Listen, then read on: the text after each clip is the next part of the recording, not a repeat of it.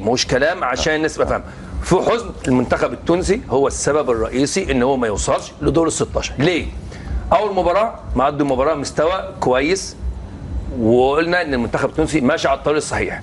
المباراه الثانيه مباراه استراليا طبعا باستهتار، وزي ما انت قلت المنتخبات العربيه كلها بالاجماع، ما فيش منتخب واحد معين، كل المنتخبات العربيه ان كانت بتلعب في بطوله اسيا او في بطوله افريقيا، الدول المنتخبات الضعيفه بيعملوا نتائج كلها وحشه، وتبقى النتائج دي بتاثر مع الوقت، بتاثر معاك في التصنيف بتاعك، بتاثر معاك في الماتشات، في البطولات اللي انت بتلعبها اللي كانت بطوله مجمعه. ثم يجي النهارده يلعب منتخب فرنسا، واحنا امبارح كنا بنتكلم وكانت دي نقطه اللي احنا بنتكلم فيه، المنتخب الفرنسي عليه ان هو يفكر ان هو يكسب ويشتغل ويجتهد ويتعب. النهارده المنتخب الفرنسي اللي عمله النهارده وكان عمله امبارح في ماتش استراليا، كنا النهارده بنقول منتخب تونس هو في دور ال 16. بس زي ما قلت لك احنا هنبدا منين؟ هنبدا من نفس الحكايه، ان المنتخب التونسي هيفكر في الفتره اللي جايه ان هو ما يكررش الاخطاء اللي هي حصلت في الماتشات دي.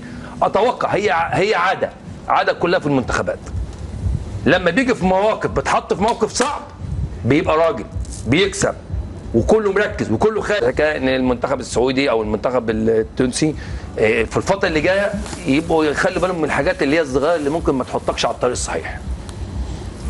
تفضل طلحه.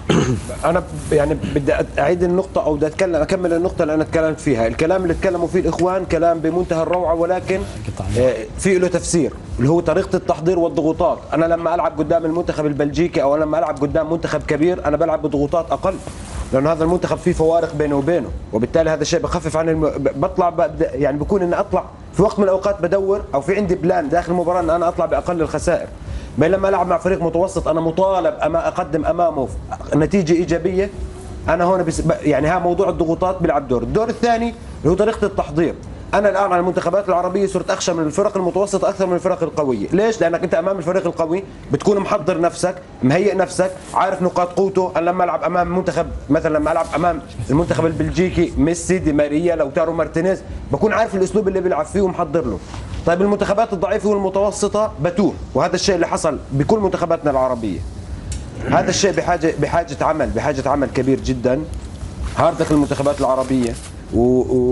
وموضوع تونس انا بصراحه بايد الكابتن عصام في ننظر لكاس الماء الملان مثل ما بيحكوها. اي نعم فازوا على المنتخب الفرنسي انجاز، ولكن لم يتاهل الفريق بسبب. بعدين في نقطه اللي انا تكلمت فيها، حكيت عن المنتخب القطري فيها وحكيت عن المنتخب التونسي فيها.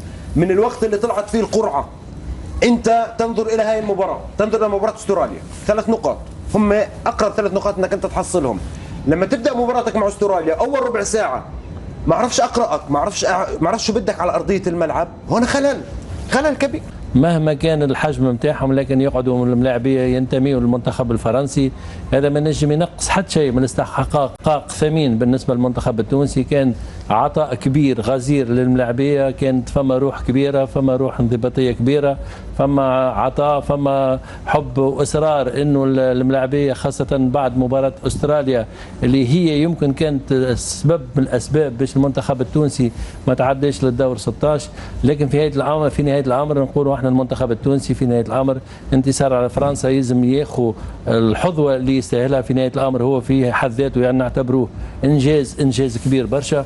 وفما برشا ارقام قياسيه خالد اليوم تحققت، خاصه اليوم شفنا اللاعب وهب الخزري اللي سجل هدف، هو من احسن الملاعبيه اللي سجلوا اهداف في البطوله في كاس العالم. هو الرابع هدف افريقي الرابع لاعب افريقي يسجل 3 أهداف في كاس العالم، نعتبره حاجه مهمه برشا. وهو زاد كيف الثالث لاعب عربي، ثاني لاعب عربي يسجل 3 أهداف في كاس العالم بعد بالطبيعه سامي الجابر اللي سجل 3 أهداف في كاس العالم في تاريخ كاس العالم. هذوما كلهم ارقام يخليوا المنتخب التونسي يعتبر انجاز صحيح. تعدينا باش نبدا حدث، وزاد راهو فما حاجه مهمه برشا. منذ 78 عمرها ما تونس تحصلت على 4 نقاط في كاس العالم، وهو يعتبر في حد ذاته حاجه مهمه برشا. لكن في نهايه الامر احنا اليوم شكون فينا كان يعتقد انه الدنمارك ينجم يعمل تعادل مع استراليا في كره القدم؟ تعرف الدنمارك هو قبل البطوله كان الفريق اكثر فريق مؤهل باش ينجم يمشي لبعيد في كاس العالم هذه، لكن من سوء حظه خذا نقطه واحده في الدوره هذه وخلى روحه. اليوم كانت احنا عندنا فرصه كبيره برشا باش نتاهلوا لولا الدنمارك معناتها انهزم ضد استراليا، لكن في نهايه الامر اليوم لابد المنتخب التونسي فما مراجعات، فما يمكن الفريق اللي بدينا به اليوم كنا نجموا نبداو به مباراه استراليا، لكن كل مباراه عندها الحقيقه نتاعها. لابد المنتخب التونسي يبني على الانتصار هذا. انجاز في نهايه الامر، ما ربحناش فريق عادي، فربحنا فريق بطل العالم في حد ذاته، نعتبره انجاز مهم بالنسبه للكره التونسيه. دار الشيباني.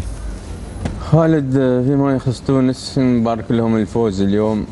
انا بالنسبه لي يعني ما توقعت ان يفوزون في هذه المباراه، لان قياسا على المباراه اللي طافت مع استراليا ما شفنا المستوى المأمول مثل ما شفناه في المباراه الاولى، ولكن نقول لهم نشكركم على العطاء وبذل الجهد في هذه المباراه. خالد، هذا فوز يعتبر طعم الخساره للاسف يعني، ولكن في نفس الوقت يعتبر فوز تاريخي يعني راح يدوم في التاريخ.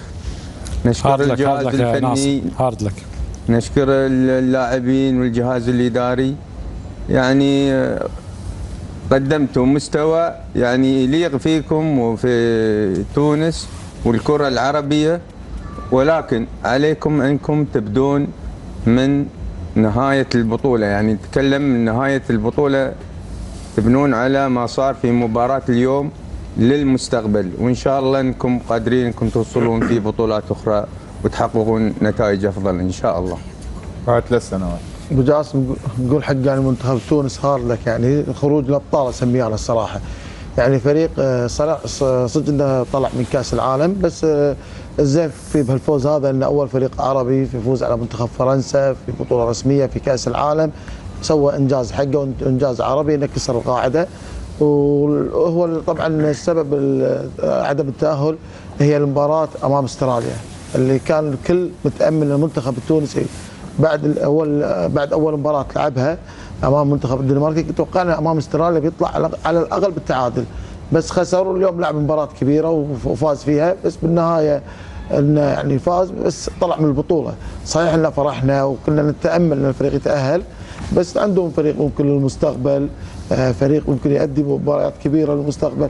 عطى روح للفريق، عطى يعني الفائده من المباراه هذه خالد، يعني تعطي انا اشوفها صراحه تعطي منتخب المغرب الثقه باكر امام منتخب